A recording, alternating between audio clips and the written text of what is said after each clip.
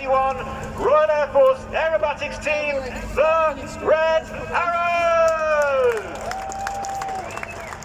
Where are they?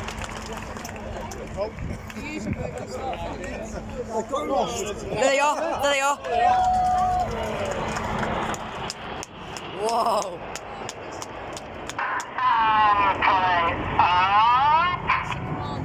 And pulling up calls Red 1 as he brings the aircraft over in wall formation, the widest formation we fly. The red, white and blue smoke changing to white as Red 1 pulls to the vertical, wall closing down into 8 Arrow.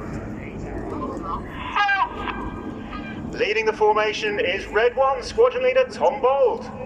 Tom has previously served on the team. He left in 2017, having flown as the Synchro Leader.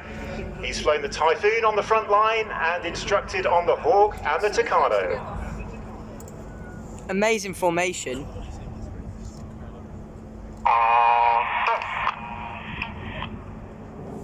Red 1 using a very metronomic cadence on the radio, the pilot's responding to the tone and the rhythm of his voice rather than the movement of his aircraft, which keeps the shapes very symmetrical and the lines very straight.